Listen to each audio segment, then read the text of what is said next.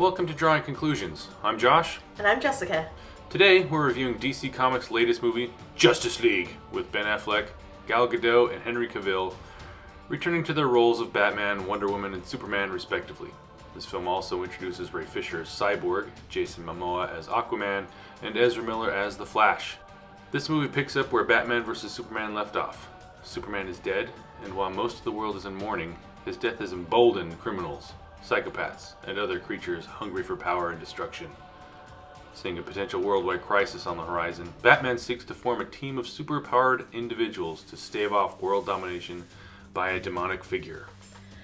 This movie suffers from the very brief introductions to the new characters, with only Superman and Wonder Woman having had standalone movies that provide the appropriate character development for you to understand their motivations and their internal conflict.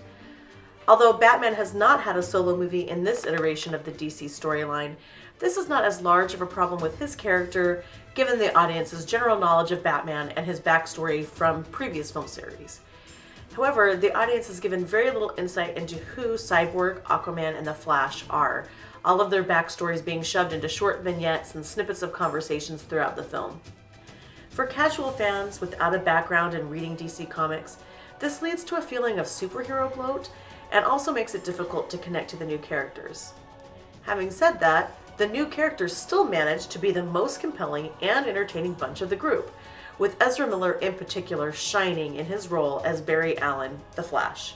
He and Jason Momoa as Arthur Curry, Aquaman, provide most of the sizzle and the much-needed humor in this movie. I was unsure coming into the film how I would feel about Aquaman, but Jason Momoa's performance leaves me looking forward to the solo movie about the Atlantean that's set for release next December. I also hope DC is paying attention to the reviews raving about Ezra Miller's turn as the Flash and will give him his own solo film in the future.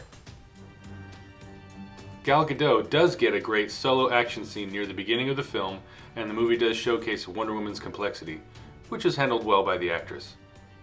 As for the other characters, the movie in particular shortchanges Batman, giving Ben Affleck little to do as either Bruce Wayne or the Caped Crusader. The film doesn't do justice to Batman's intelligence, tactical genius, and understanding and manipulation of the human psyche, instead focusing almost solely on all his vulnerabilities and shortcomings, as well as his wealth. Henry Cavill's performance as Superman/Clark Kent feels a bit wooden at times, and it's unclear whether this is on purpose given the storyline. Ray Fisher does an adequate job as Cyborg, but his character feels more like a plot device than a real person, and the actor just isn't given much to work with.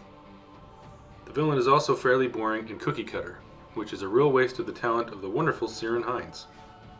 However, despite the aforementioned negatives and the somewhat disjointed and rushed way in which the movie moves along, it's still entertaining. The interplay between the Justice League members is what keeps the audience engaged, and Joss Whedon's witty dialogue and the actors' chemistry are the keys that make it all work. The action scenes, for the most part, are just okay, with the exception of the previously mentioned Wonder Woman scene at the beginning of the film, and also some fun moments featuring the Flash within larger action set pieces. Now, is this worth seeing in the theater? If you like going to the movies and enjoy the other DC films, you will likely find this a worthwhile outing. If you've seen some of the other recent DC films and weren't a fan, wait for the DVD release to see this one. This movie is better than Batman vs. Superman and Suicide Squad, but not as good as Wonder Woman. Whenever you watch the movie, make sure to stick around for the two end credit scenes. One is a fun little bit that continues a running joke from the movie, as well as an ongoing debate in comic book circles.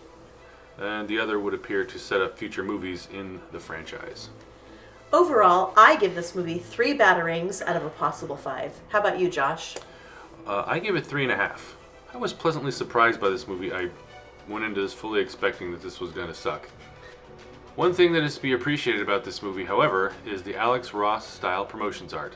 I've gone the opposite direction with this picture, choosing instead to use this opportunity to give a shout out to the Super Friends cartoon which Jess and I watched in our youth.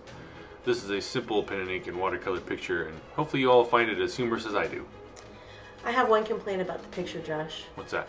Where are the Wonder Twins? No Wonder Twins? That is a grave oversight. How could you do that? Yeah, well, then you have to add like Plastic Man and you have to draw the line somewhere.